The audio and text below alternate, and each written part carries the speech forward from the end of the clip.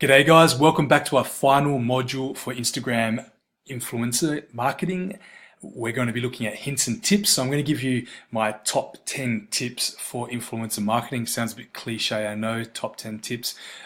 Pretty much rounded it out to make it a nice even 10, but these are nice juicy tips that you can take home with you, which will either be elaborating on points further and introducing some new points for consideration.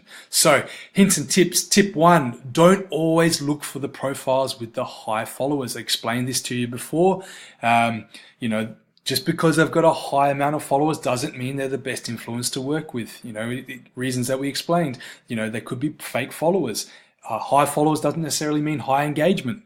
We want the guys that have got the higher engagement, that they've got the more likes per post, because that means that we're going to get more exposure for our shout outs and our posts that we do with them.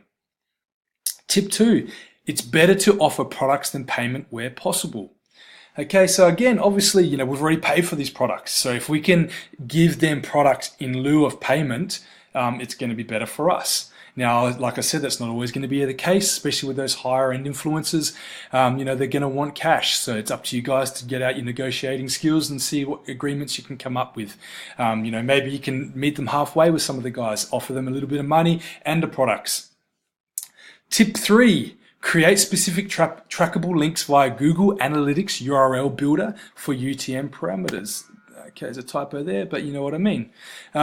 If you're unsure about that, Google Analytics URL Builder, there's actually a Chrome extension which looks a bit like that, and so that you can actually type in some of the key specific points that you want to be tracked, and then you can actually use that. It will be tracked in the back of Google Analytics. As I said, that's more advanced sort of stuff, but useful to have if you really want to track the return on investment financially that your influencers are, gaining you.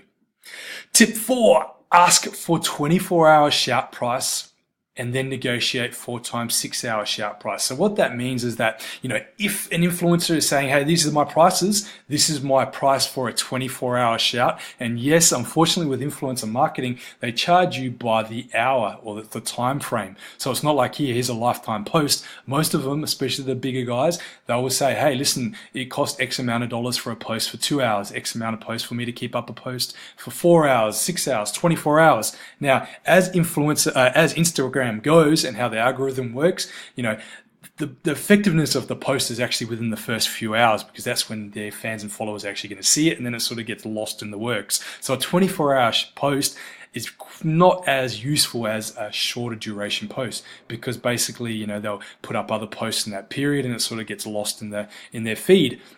And it's only unless someone goes on their pages and scrolls down that they're going to revisit it again, which isn't generally the case. So what I like to say is, ask them for a price for a 24-hour shout and then negotiate a price for 4 times 6-hour shouts. See if you can get it around the same price, if not cheaper. If you can, like I said, it's going to be more advantageous for you to have 4 times 6-hour shouts than, 1 24-hour shout. Tip 5, create specific hashtags for your brand and products. Hashtags act like a bit of a cataloging. So, if you've got a heap of products, create a specific hashtag for each of those products so that your fans, your customers, and influencers can use within their posts. Because then it starts to act like a catalog, and when they actually click onto it, it will bring up all the images that are related around that particular product and your brand. So for instance, if we got 100 people posting about Instaquake saying how good it is, and they all posted hashtag I love Instaquake, anytime we pushed on I love Instaquake, on that hashtag, it's going to bring a catalog of all the pictures of people, promoting it and shouting it out and giving, being advocates towards it. So it acts like a catalog, which all builds on that social proof. So really important. So now if you've got multiple products, for instance, you're in the dog niche, for instance, and you've got, a heap of t-shirts based around a particular type of dog, give those shirts all an individual hashtag. So basically when you promote and post it, you assign that hashtag to it. And once that goes out and you sell a heap of them and your customers start reposting and influencers start reposting and they use those hashtags, you're building up a catalog, and it really adds to that social proof. Tip 6, If possible, get the influencer to do a video review, shout out or shout out using or displaying the product. Now, videos are always going to be better than a static image. As we know, Facebook is favoring video. Instagram is going to be favoring video. So all those dynamic materials are going to be a lot better than that static material. Plus, it has so much more of a large impact. If you've got an influencer holding up your t-shirt, your product and saying, hey, this is awesome, it's way better than a static picture of them wearing it.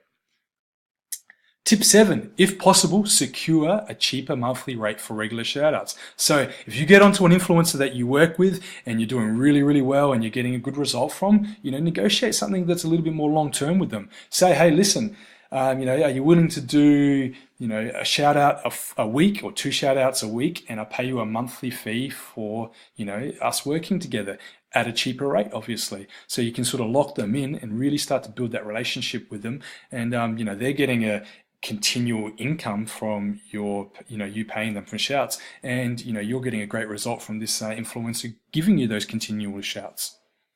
Tip 8, reach out to interest pages as well as individual influencers. So when I say that, I've only spoken about reaching out to individual influencers, but there's the whole other category of those interest pages. So there's particular pages that are built around a niche or an industry.